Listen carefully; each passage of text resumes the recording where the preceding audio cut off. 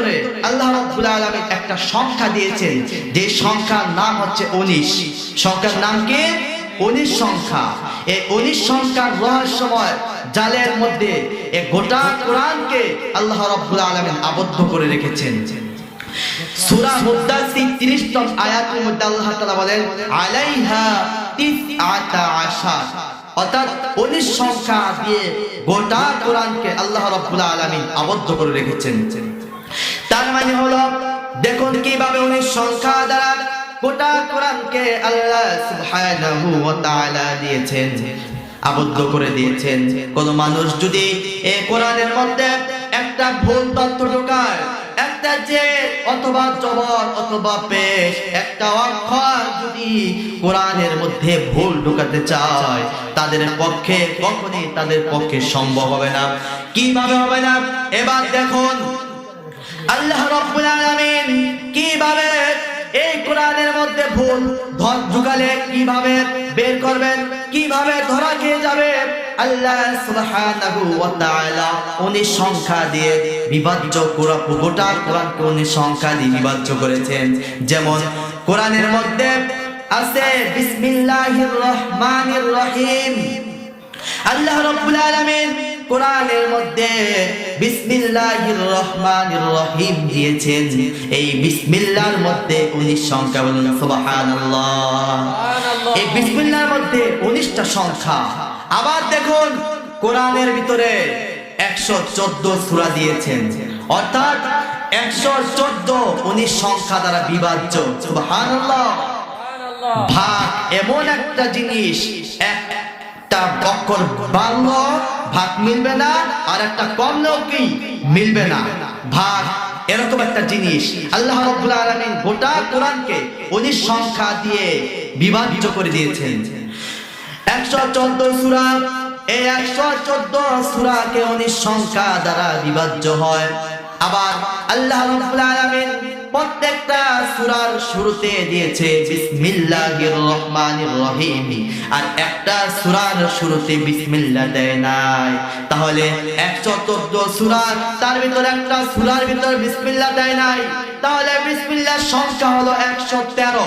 113, তাহলে 113 তো 19 সংখ্যা, 113 তো ভাগ হবে না। আল্লাহ রাব্বুল আলামিন এই কারণে অন্য এক পারা, অন্য এক সূরার ভিতরে 2 বার বিসমিল্লাহির রহমানির রহিম। যেমন সূরা তাওবা 10 নম্বর পারা 6 নম্বর পৃষ্ঠার ভিতরে আল্লাহ সুবহানাহু ওয়া তাআলা সূরা তাওবার ভিতরে বিশেষ কারণে সূরা তাওবার ভিতরে বিসমিল্লাহির রহমানির রহিম দেন নাই। আরেক সূরার ভিতরে সূরা আন-নামলের মধ্যে 2 বার বিসমিল্লাহ দিয়েছেন। যেমন হযরত সুলাইমান আলাইহিস সালাম রানী বিলকিসকে দিনের দাওয়াত দিয়েছিলেন, চিঠি দিয়েছিলেন।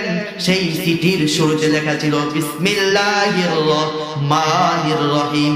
সেই সূরা উল্লেখ করতে যে সূরা ওই চিঠি উল্লেখ করতে যে আল্লাহ রাব্বুল আলামিন সূরা আন-নামলের মধ্যে বিসমিল্লাহ 2 বার দিয়ে আল্লাহ রাব্বুল আলামিন 114 কে পূর্ণ করে দিলেন। সুবহানাল্লাহ। তার মানে কি এই কোরআন 114 বার বিসমিল্লাহ, অর্থাৎ 113, আর একটা সূরার মধ্যে 2 বার বিসমিল্লাহ, মোট কত? 114। এই 114 কি 19 সংখ্যা দ্বারা ভাগ হয়। আবার দেখুন শুধু তাই নয়, গোটা কোরআনের ভিতরে যতগুলি অক্ষর আছে, আলিফ অক্ষর যতগুলি আছে, সূরা ফাতিহা থেকে শুরু করে সূরা নাস পর্যন্ত আলিফ সংখ্যা আল্লাহ সুবহানাহু ওয়া তাআলা যতগুলি সংখ্যা দিয়েছেন, যতগুলি আলিফ অক্ষর দিয়েছেন, এই আলিফ অক্ষরকে এক ধারে করে কম্পিউটার মাধ্যমে হিসাব করে দেখে আল্লাহ রাব্বুল আলামিন এই সকল অক্ষরগুলি 19 সংখ্যা দ্বারা বিভাজ্য। বলুন সুবহানাল্লাহ। যেমন আলিফ থেকে ইয়া পর্যন্ত যতগুলো অক্ষর আছে, প্রতিটা অক্ষর 19 সংখ্যা দ্বারা বিভাজ্য।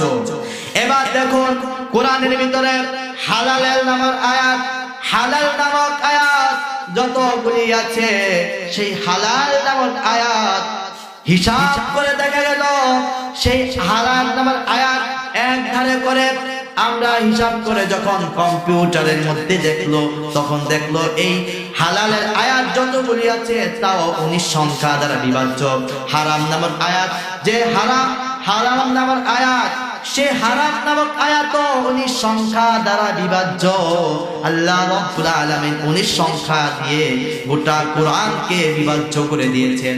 কোন মানুষ যদি একটা জবর কোরআন থেকে সরে যায় তাহলে 19 সংখ্যায় বিভাজ্য হবে না, 19 সংখ্যায় ভাগ হবে না, তাহলে ধরা খেয়ে যাবে।